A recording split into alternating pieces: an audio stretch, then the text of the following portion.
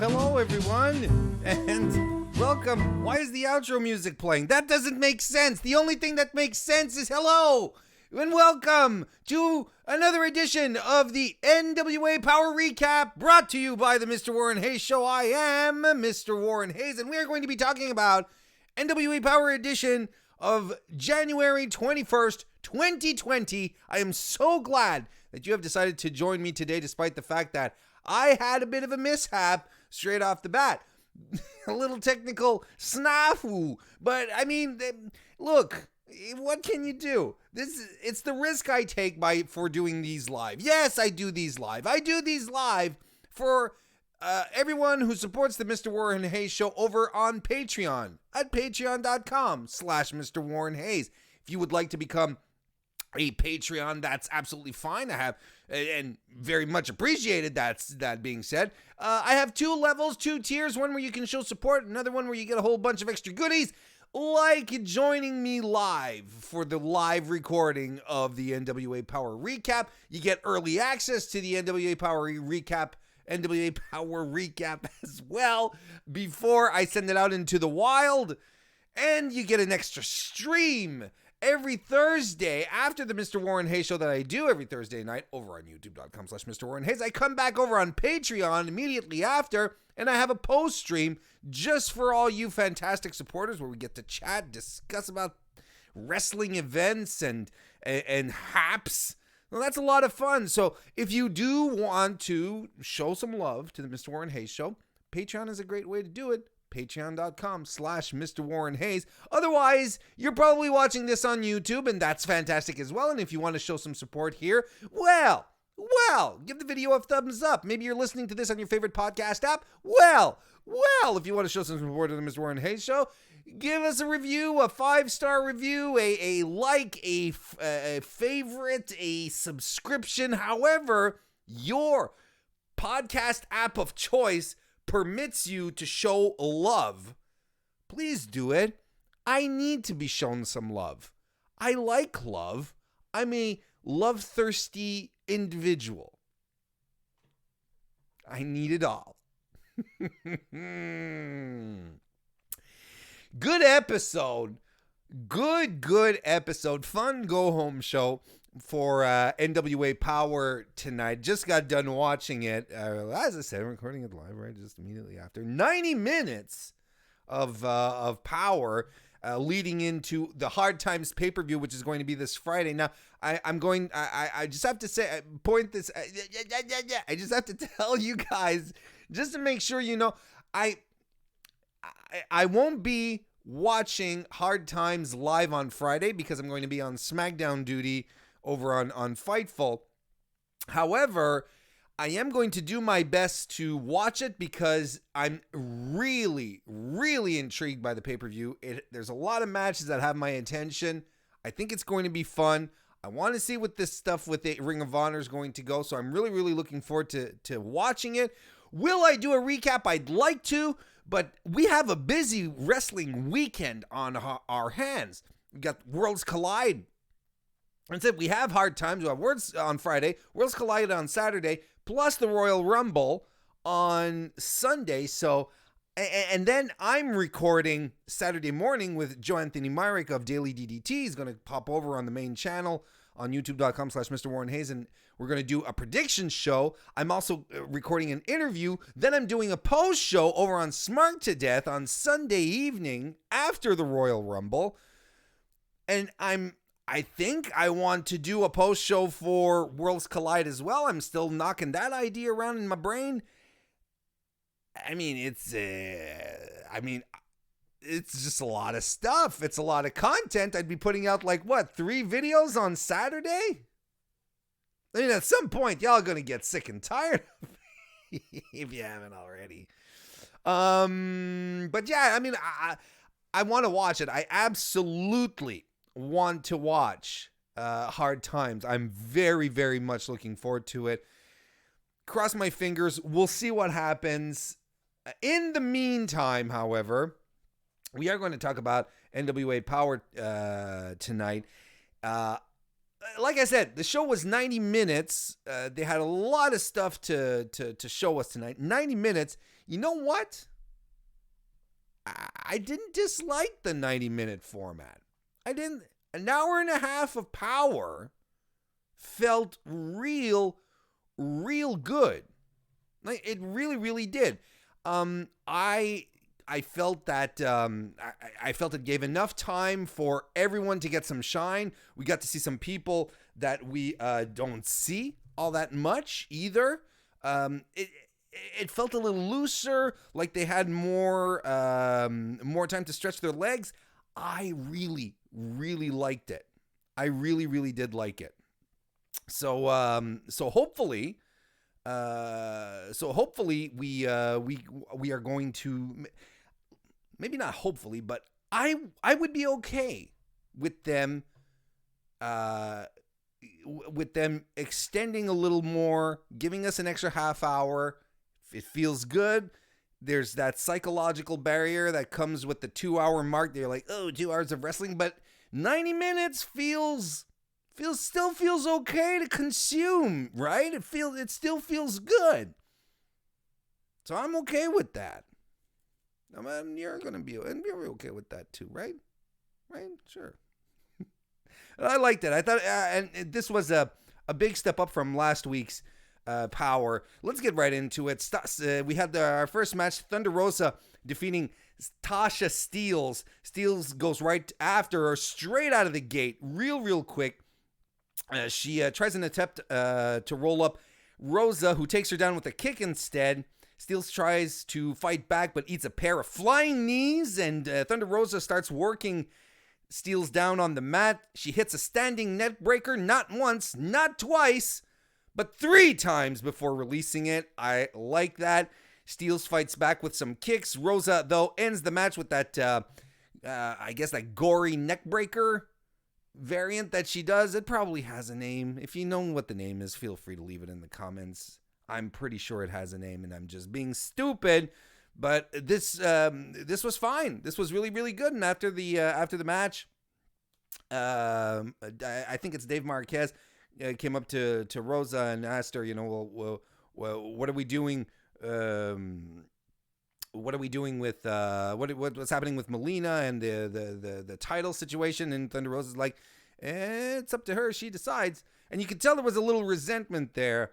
I don't know if there's some tension brewing here, but look, we'll see where this goes. Thunder Rosa is so good. Like, she really, really is good. I think she's a tremendous wrestler. She is a star for NWA. We all said it when they signed her. She's a great get for the NWA, and she proves it every time she gets into the ring. She's real good, legitimate, fantastic stuff. I am 100% okay with that. With her, of course, I'm 100% okay with her, but I'm 100% okay with them giving her the all the spots, the places on the card that she deserves. She's fantastic. We have Nick Aldis, who has, or actually it's a vignette of Nick Aldis hyping up the free Ring of Honor Baltimore show on February 9th, free Enterprise. If you've been around Twitter a bit, you've seen that video circulate already. I think did they have it last week on Powerrr? I don't quite remember. But we've seen this video before. He's basically calling the NWA faithful to invade Ring of Honor that night. Wear your NWA colors. Man, I'll tell you, if I had that blue, yellow on blue lettering T-shirt, I'd wear that. You know where? I'd wear that everywhere. I'd try to invade I'd invade my local Subway. Just run in and like, woo, NWA, woo. Give me a 12-inch meatball sub, white bread, and with some Southwest sauce. Invasion! Next, we had Royce Isaacs coming out with May Valentine. This is a weird one, wasn't it? just to come out and chit chat with Joe Golly. He confronts Isaacs with his losing streak, basically, and Isaacs, I think he's low key one of the better promos in the company. He's really, really good. He's super natural, and he goes along with his character quite well. He basically tells Golly, I'm not that he's not worried about stats. Only pencil necks, are worried about stats.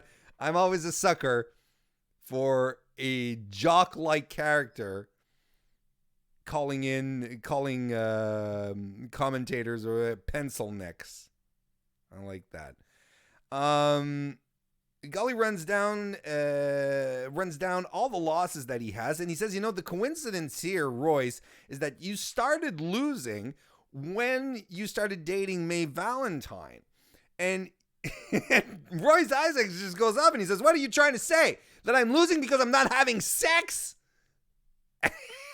And Joe Golly says, wait, what? And we're all kind of like that. And then Mae Valentine takes the microphone and says that there's nothing wrong with being pure, nothing bad in making her man wait. So basically, Royce Isaacs is losing matches in NWA because he's got a case of the blue balls. He can't focus. This is an interesting twist. We'll see how that goes. It's we'll just see how that goes. Second match of the night was Trevor Murdoch defeating Tom Latimer for one of the open spots in the NWA Hard Times TV title tournament championship tournament of champions. They go right at it. Latimer is all over Murdoch, and Murdoch just does not recover this match. He eats shit for the entirety of this match. Latimer just strikes him down, running elbow in the corner and a short arm lariat follow. Murdoch rolls to the outside, but Latimer is right on top of him, strikes him some more, gets him back into the ring and whips him hard into the turnbuckle. This is a brawl, a good old fashioned meat man brawl, and I like it. Latimer hits a pop-up powerbomb on big old Trevor Murdoch, and he covers him, but Murdoch kicks out at 2.9. Murdoch avoids getting avalanched in the corner again, and he slides down, rolls Latimer up, holds the tights, and gets the pin. So Trevor Murdoch, who got literally zero offense in this match, moves on into the tag team tournament. He's qualified, and he is going to be facing the question mark, which is what I predicted last week. I think it was a good call. They continue that little bit of a feud. Melina and Allison Kay are having a face-to-face at the commentator position, and they're jawing at each other. Clearly, Allison Kay is, she's a woman of action. Too much talk, and Melina sort of taken back and says, "Hang on, let me do the talking here." Melina's okay on the microphone, don't get me wrong, but I think that the improv style that they use in NWA, especially with Allison Kay just like blurting out stuff, it's like, "Dude, say something." I think it literally gets Melina off guard. It catches her off guard, and she's like, and she has to recover a bit. You can tell it's sort of like, wait a minute, this isn't in the script. But that's okay. Things fix themselves. It's all right. It's not a big deal. Basically, Melina says, "You know what? I said last week I'd give you a match, and you're gonna have a match at with Thunder Rosa at the pay-per-view, Hard Times." Kay says, "That's great. Now I want a match with you." And Melina says, Nope. You're not getting a match with me tonight. You're getting a match with your former best friend, Marty Bell, and it's going to be a no disqualification match." So clearly, Melina is the head booker for the women's division, because she She's just like dropping matches. Not only is she making matches for the pay-per-view, which is a big deal, but she's making matches during the editions of Powerrr, plus adding stipulations to them. Jeez! That does lead us into the match. Allison Kay defended her NWA women's title against Marty Bell. Bell starts out striking right out of the gate. She stomps Kay into the corner, but Kay fights back with a pump kick that takes Bell down. She rolls out into the floor. Kay's right after her, and they fight some more outside. Forearms and open hand slaps between them both. Bell drops Kay onto the steel steps. She goes off to grab a chair, strikes her with it, and then she does a spot where she sets the chair up, gets Allison Kay into the chair, like between the chair, the backrest and the seat, and she starts basically camel clutching her with her hair. It was fun. She gets Kay out of there, sits her in the chair. Bell runs in with a head of steam, goes for some flying knees, but Kay dodges, rolls away, and Bell crashes into the chair. Kay fights back with some strikes and chops. They fight up into the stands.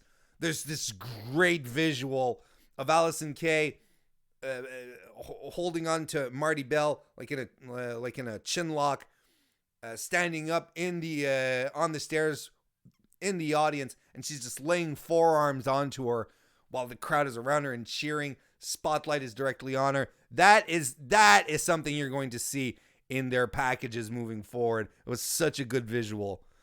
They get back into the ring. Kay goes for the chair, but Marty Bell is like, begs off and is like, no, I'm your friend. Don't you remember we were friends? And Allison Kay's like, yeah, and she drops the chair. But sneaky Marty Bell goes for the chair. But smart women's champion Allison Kay kind of saw it coming and keeps Bell from getting the chair. And she's like, why did I hesitate? You're a jerk. And she does her Dominator finisher onto the chairs for the win. I like Allison Kay. By God, I like her a lot. And look, this is something, and I'm going to say this here, but this is good for everything that we've watched on NWA so far as we're going here. The matches are so fast-paced. Like they're short matches, but they all have an urgency about them. They're workouts. They're like little cardio workouts for the wrestlers every single time. And this is really what makes this brand so special, is that they're able to pack so much wrestling, pack so many matches into their hour format. Short matches, sure, but you don't get bored of them. They're always very, very exciting, fast-paced. Maybe exciting, maybe going a little too far, but they're always fast-paced, well done, well executed. I really like this. This match was a great representation of that, but everything that we saw so far in the card was great. We get a Ricky Morton montage just to get the feels going. Just make sure that you're all loosened up for the main event. Like, yeah, Ricky Morton could do this. Then we have Pope. Elijah Burke comes out along with Eddie Kingston. Are they not calling him Elijah Burke? Just Pope. I guess. Yeah, they come out to the interview section and they're asked, they said, what do you think about the loss last week? And Pope says, I didn't lose that last week. I'm like, oh. Pope's job is to give people opportunities, is what he says. And then he said, people ask me, what's your end game, Pope? He says, I'm still looking for my superpowers. Basically looking for his purpose, I guess, in a certain way. And Eddie Kingston is in the same shot, who, by the way, is sporting a Gorillaz tank top. Respect. And he's just smiling at everything Pope is saying. I think it's fantastic. But Kingston says Kingston on the mic says, Homicide is injured. He's out. Maybe we shouldn't have had the match last week. Maybe we shouldn't have. Maybe Pope pushed us a little too hard. I'm like, is there here as well a little simmering tension here, just bubbling under the surface? I think that's interesting. But Kingston isn't blaming anyone. They lost. That's the end of that. Pope may have pushed him a bit, but he's not blaming him. There was some tension here. I liked it. Just wish they did more with Eddie Kingston. Just wish they did. And we have Aaron Stevens, who comes out to walk us through a self-defense seminar and demonstration of Mongrovian martial arts presented by the Mongrovian government and the National Wrestling Alliance. I liked this. It was just stupid enough and absurd enough. Plus, it forwarded a feud and an angle. I thought this was fun. Fun. I thought this was fun. The question mark is in the ring to perform the seminar / demonstration, and he's there with his students, one holding the Mongrovian flag, the other a plank of wood. Aaron Stevens starts describing the katas that they are going to be performing, or that the question mark is going to be performing. He's giving us a little background, a little substance to it, explaining what we're going to see. That was great. And he says these techniques could save your life. He says Monrovia doesn't have a nuclear program, and it's because of these techniques. Question mark, does the demonstration with these students. He takes them out. Question mark takes down his students with Mongrovian spikes at some point, which is, of course, a terrifying finisher. Then at some point, Aaron Stevens says, maybe you here in the audience watching at home, maybe you think this demonstration is fixed, that this has been rehearsed. Well, we have a plank of wood, and the question mark, the sensei, is going to break the plank using Mongrovian karate. So the question mark teases cracking the plank a couple of times, which is, by the way, it's Mongrovian oak, which is 20 times stronger than a human bone. Okay, I love learning things. I love watching professional wrestling and sort of feeling like I'm watching a nature show, like I'm watching a Nova or National Geographic. I dig it.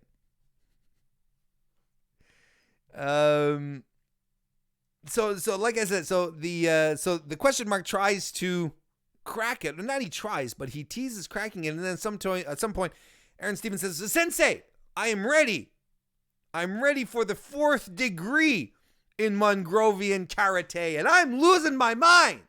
I am losing my mind at this point. At what moment in the history of television, gentlemen and ladies, have we ever seen a 4th degree Mongrovian karate?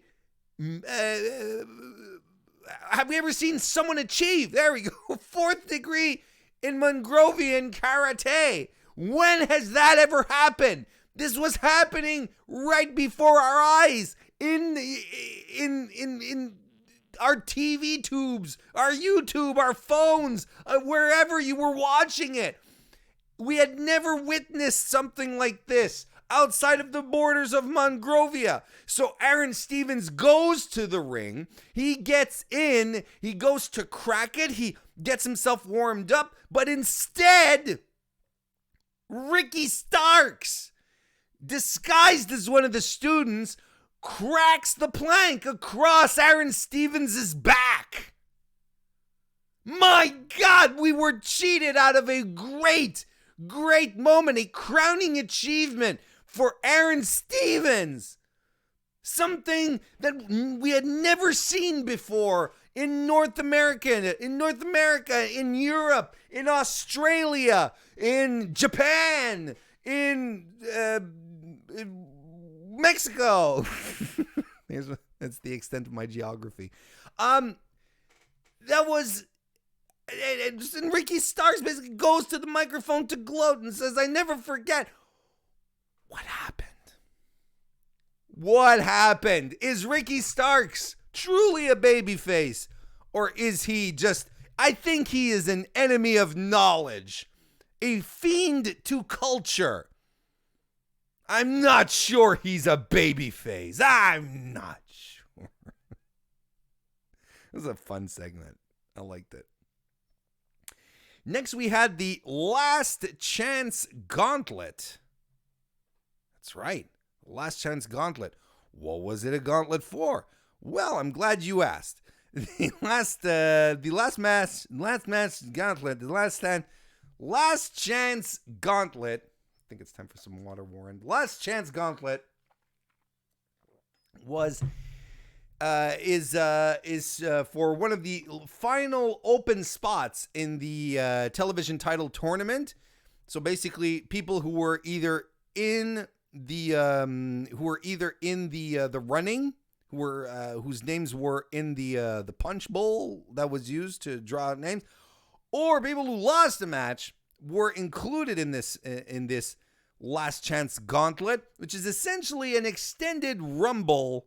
Battle Royal Rumble rules where every 2 minutes, let's get our air quotes here. Every 2 minutes, someone comes into the ring to add to the match, but you can eliminate someone by tossing them over the top rope or just by pinning or submitting them in the ring. So the first two contestants are C.W. Anderson, stalwart, longtime wrestler, versus Caleb Conley, and they have some back and forth going on and a stalemate. There's some mat grappling going on. This was a fun beginning, and then Josephus is back. Suspension has been lifted. He hits the ring, and Conley and Anderson double team him to toss him out immediately. So he was in, he was out. So now that Josephus is back, I am really, really excited to see to have a moment when the question mark and Josephus will both be in the same place at the same time, dispelling these wacky rumors people have saying that Josephus is the question mark. It doesn't make sense to me. He was suspended. How could he be the question mark if he was suspended? First and foremost. Second of all, Josephus is not the question mark. The question mark is the question mark. Josephus is Josephus. If they were the same person, they'd have the same name. Conley gets back in control after this. He hits a driver on CW. He locks on a single leg crab, but Anderson reaches the ropes to break that up. And out comes Colt Cabana. And they being Conley and Anderson, try to do the same thing with Cabana as they did to Josephus, trying to toss him out immediately as he gets in. But Cabana avoids it, and he fights back with a springboard crossbody on both guys. He punches them both down, covers on Conley, only gets 2. Hits a side Russian leg sweep as well, but ends up eating a diving clothesline by Anderson. Next comes Dave Dawson, who had been eliminated by his brother last week. What a chump. So he gets another shot here tonight. Clearly the biggest guy in the ring, and this is kind of how he was booked during this match as well, kind of like the big monster. He was like, the bigger guy that everyone is going to have a hard time eliminating. Hard time. That was a pun. He avalanches all 3 men in the corner, hits a splash on Conley, covers him, but Conley kicks out. Lots of striking occurs until Aaron Stevens comes out. What a pro. What a champion. Just got his lower lumbar region plastered with a 2x4. No, that was bigger than a 2x4. It was like a 2x18. And yet he comes out and being the smart champion that he is, instead of getting into the ring, he rolls out and hides under the ring. That's the best kind of champion. But then Zicky Dice comes out. Zicky Dice, I'm like, what the fuck is Zicky Dice doing out here? But Zicky Dice, because Zicky Dice he's already qualified for the TV title tournament, he just comes out to be a jerk. He takes the microphone and he says that he asks for everyone's respect as your future television champion. He reminds us that he's undefeated so far in the NWA, and he's not wrestling tonight because he is a pay-per-view wrestler, and I like that. I like that call. Like if his gimmick really is throwback 80s, late 90s guy. Let's say 90 early 80s, excuse me, late 80s, early 90s guy, like rocker type. I like the fact that he calls himself a pay-per-view wrestler because that's a perfect throwback. It's a perfect arrogant throwback. It's like, I don't wrestle on free TV. You have to pay to watch me. I dig it. I love it. Sal Renaro is out next. He almost eliminates Conley. He hits a stunner on Anderson. He does this great spot where he just runs up on the top rope and in one clean motion just flips off with an overhead kick onto Colt Cabana. That was real cool stuff. He had a great explosive showing here. Dave Dawson eats a spear from Anderson. Then everyone just piles on top of him for the pin. So Dawson is out. Ken Anderson is in next. He hits the mic check on Renaro. Cabana avoids the Conley moonsault, who then eats the mic check by Anderson. So these both guys are eliminated, by the way. They get pinned immediately after and they're done. The tag team partners take out Anderson as well. But then the question mark comes out. Wait a second. He's not in the last chance gauntlet match. He's in the TV tournament as well. He's qualified too. But he comes in to distract so that Stevens can come out from under the ring and attack Cabana and Anderson.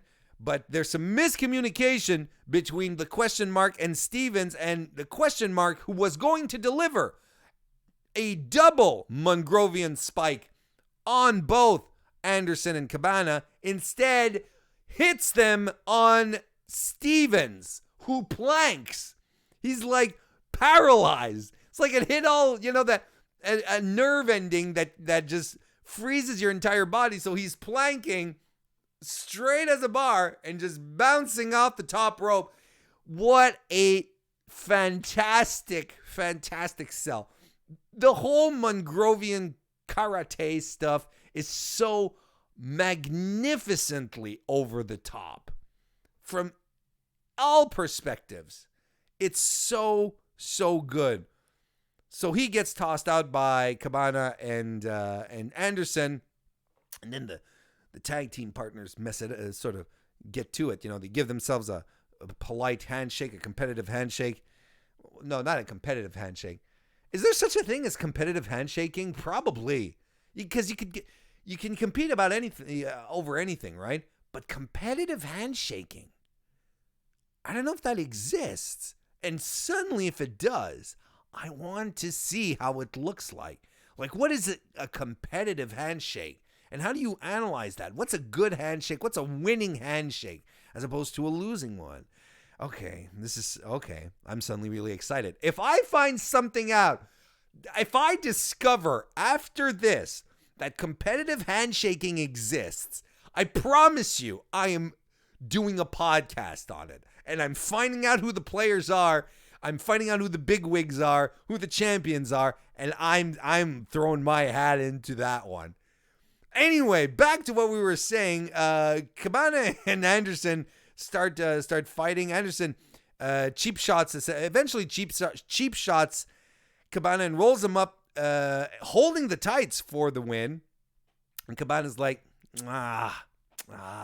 So basically, Ken Anderson qualifies, right? So he's going to be in the so he's going to be in the TV tournament. They go for a handshake after the match, but Anderson mic checks Cabana and then takes Cabana out of the ring, and Mike checks him against the post on the outside. The exposed steel. I'm okay with this. Sure, this was the angle that they were running. I'm just surprised that they pulled the trigger on it so quickly. We'll see where it goes, but I've told you folks before, Ken Anderson doesn't do anything for me. Colt Cabana, though, I'm good they're doing something with him. I like him. He's still really good. I can dig it.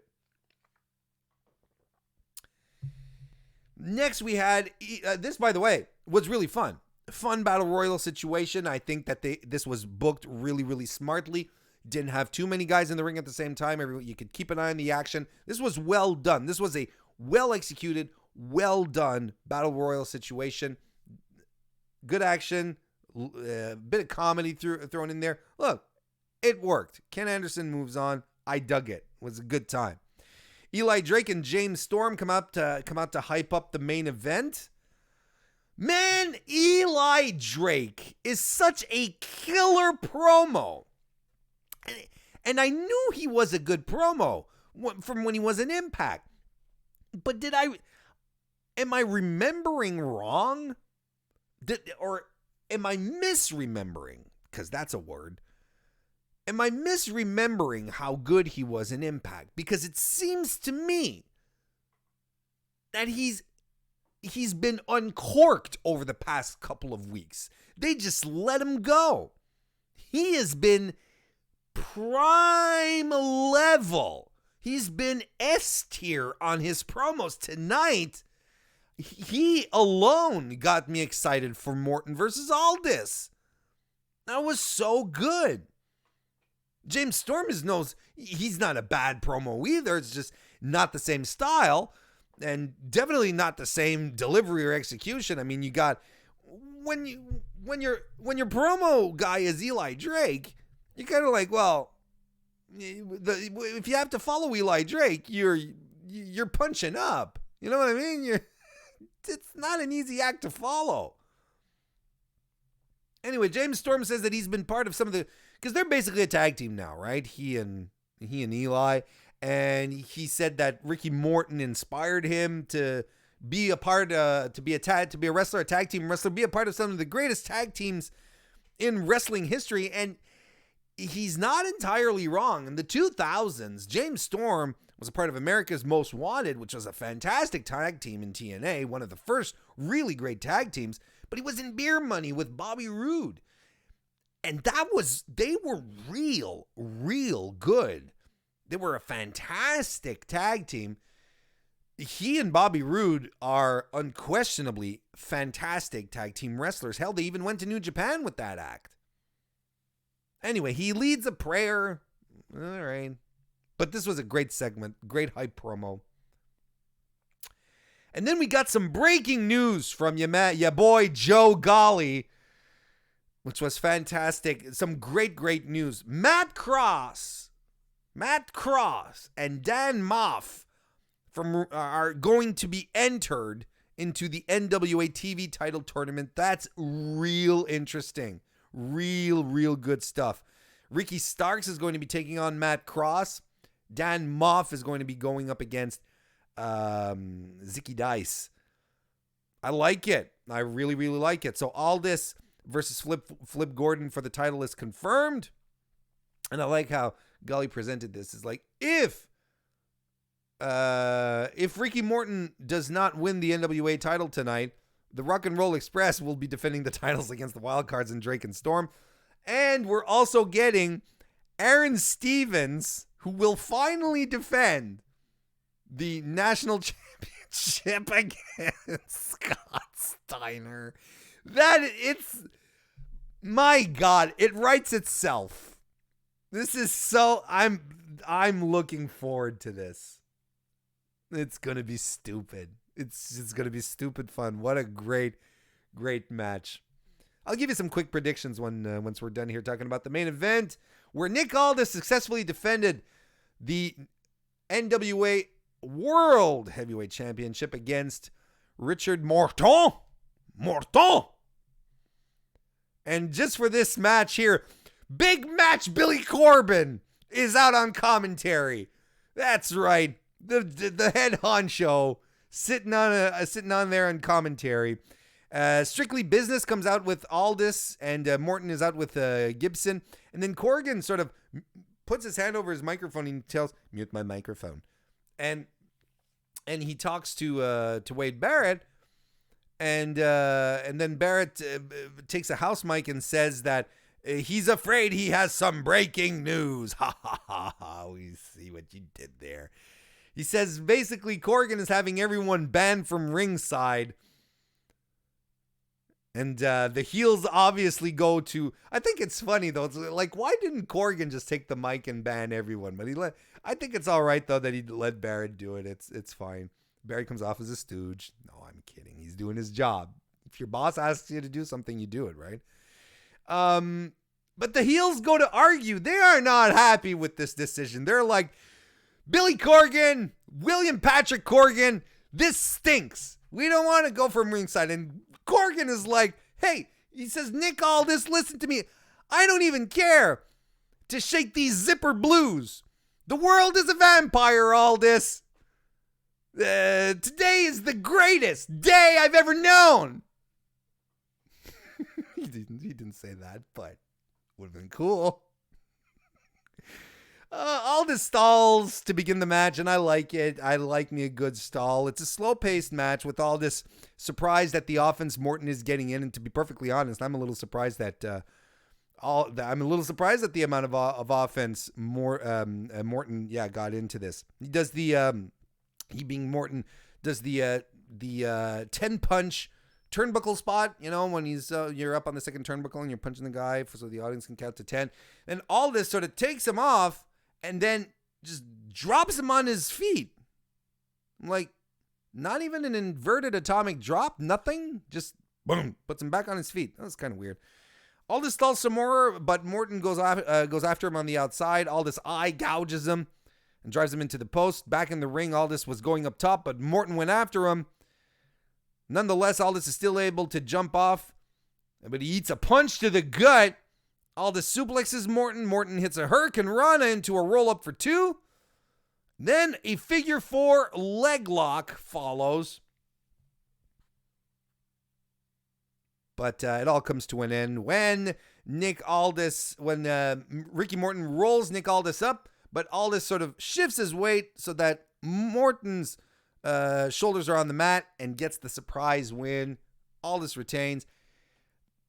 This was a story that they were saying ultimately here. It was all a story because the audience was really into it. Like, they were on their feet from the get-go. They were into this, and that ultimately that is a show that you have been doing proper storytelling, because there really wasn't nothing much to this match. And not that I was expecting anything spectacular out of this match. I got to tell you, I'm kind of glad that Ricky Morton didn't pull out the Canadian Destroyer. I'm okay with the little break from that. But otherwise, like, this was a storytelling match. And the tale ultimately that they're telling here is that Nick Aldis is beating everyone that's being put in his path, even NWA legends. Now, you could argue that there's like a 20-year difference or 30-year difference between, more like a 30-year difference between Aldis and Ricky Morton. So, maybe he should be beating him regardless. But, that wasn't part of the story. The story is that Ricky Morton was a legend. Aldis went after him, defeated the legend, and that was that. It was okay for what it was. But like I said, this is what I was expecting. And if anyone was expecting anything more, I don't know what to tell you. But if you were expecting less, you might have been a little misguided, because this was fine. This was fine. Helps, like I said, this was all about a story helping to cement Aldis as champion, defeating wrestlers who have legitimacy in NWA fans' eyes. I'm okay with it. I am ready for them to move on from using I'm ready for them to move on from using veterans and old timers, though. They've got a very, very diverse, talented pack of people on that roster. I'm looking forward to them doing something else with that. How about some quick predictions for this weekend's big event on Friday? NWA Hard Times. First and foremost, okay, let's go through it. Aaron Stevens defending the national championship against Scott Steiner. Look, Aaron Stevens is going to retain, and it's going to be like with the stupidest possible way, and I'm all for it. I'm okay with it, but I definitely think Stevens is going to retain that title. Rock and Roll Express will defend their tag titles against the Wild Cards and Eli Drake and James Storm. I thought that they were going to drop the titles right back to the Wild Cards after Into the Fire, but they didn't. And purely on the strength of the promos that Storm and Drake delivered tonight, I think they should put the straps on both those guys. I think they should be champions. That was crazy. And Storm has been a stalwart of the company as well. Eli Drake is finding his footing, and I think he's going to carve himself out a wonderful, wonderful place in the NWA. If I were a betting man, I'd have them dropped by and put them on Drake and Storm. I like that. The women's title is also going to be on the line. Allison Kay will be defending against Thunder Rosa. I don't see Allison Kay losing the title just yet. I don't. I think it's important for NWA viewers to get used to her as a champion because she hasn't been on TV all that much. I think the women's division could benefit from a 90-minute format every week. Like we got 2 women's matches on NWA tonight, which I'm pretty sure hasn't happened since Powerrr started. And they have their women's initiative that they kicked off. I think it would be good. It'd be good because we would get to see more women on a weekly basis on Powerrr on the 90-minute on the 90-minute format. I'd be okay with that. I'd be 100% okay with that. That being said, Allison Kay, I think, still has to firmly establish herself in the psyches of the fans, that she is a champion, a dominant champion. Let's not forget that she didn't defend the title on the last pay-per-view, was a tag team match. So I think she needs a good, solid pay-per-view win. I don't think Thunder Rosa is going to hurt losing this match, and I think we're going to have a great match because these are 2 fantastic, fantastic wrestlers. As far as the TV title tournament goes,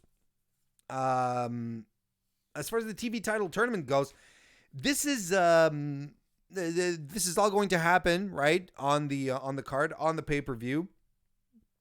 I'm looking at the brackets, and had it not been for Ken Anderson turning on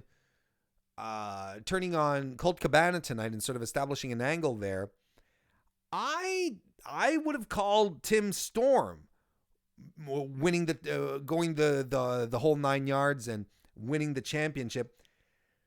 And the more I'm thinking about it, the more as I'm talking out loud, Cabana could come in to try and cost Anderson the match, get him eliminated in the first round, because that's it. It's like Tim Storm and Ken Anderson are facing off in the first round. In the quarterfinals. So yeah, you know what? I'm still sticking with Tim Storm. I think Tim Storm goes all the way. He's as babyfaces get in the company. He's well liked. The audience is going to pop for it. If you're not going to give him the heavyweight title, the TV title is fine, and it'll work well for him. Cement his legacy. I think it's good. He's been doing great work. They have been doing great work with him as well. I think he's benefited from some excellent excellent booking. I think they follow through on it. Tim Storms, Mama Storm's little boy, is going to be your next NWA television champion. And he'll add some credibility to the title straight off the bat. He'll make it serious and then have like a dick like Zicky Dice go after him. Then you got really great. You have really great possibilities to make fantastic heels moving forward. Main event is going to be heavyweight champion Nick Aldis defending against Flip Gordon from Ring of Honor. I don't see Aldis dropping the title. I think this should be a fun match. Marty Scurll via television interference, feed hacking tonight on Powerrr. Basically said that he was going to be there on Friday, so you can expect Marty Scurll, Villain Enterprises, to be there. They're talking a lot about Villain Enterprises. I don't know if Marty's coming alone or not. Smart stuff with Ring of Honor and NWA coexisting and continuing to foster a relationship. To me, it makes sense. I think they can both benefit. And I talked about it with a few people. It's like, oh, this Ring of Honor is going to benefit from this the most, and thank God they're doing this. Well, no, because a lot of people are figuring that Ring of Honor was in such shambles at the end of 2019 that everyone was already writing them off, and like, well, if they're pairing with NWA, that's a great move for them to pull themselves out of the gutter. Yes, I agree. It will help. It'll help the brand. It'll help generate goodwill at the same time. Get the fans talking again. That's all good. But I don't think it's like exclusively, Ring of Honor is benefiting. Ring of Honor is benefiting. I think NWA benefits too. Having Marty Scurll come over, Flip, some talent exchange. Sure. I am 100% okay with that. And it creates great possibilities for both companies. And I don't think one benefits more than the other at this stage. NWA is doing some really, really, really good stuff. Smart moves, like pairing up with Ring of Honor. That'll just help boost its profile. And Ring of Honor needs the goodwill, needs to be surrounded by, needs to show that they're ready to give back, that they're ready to be open to fans and try to sweep away all the drama from 2019 and maybe move forward. And besides we still don't know exactly what the relationship with New Japan is. That's going to be curious. So, of course, they need an ally. They need an ally in this, and I think the NWA makes a lot of sense. Ladies and gentlemen, we're going to wrap this one up. We're about done here at tonight's recap of NWA Powerrr. I hope you enjoyed it. I hope you liked it. If you do, hit the like button here on YouTube. Give us a nice friendly review or a like or a subscribe on your podcast app. And be sure to come and join me again this Thursday evening, 9 p.m. Eastern, for the regular weekly episode of the MrWarrenHayes Show, starring Mr. Warren Hayes, and that is me. So thank you all so very much for tuning in this evening. I'll see you next time.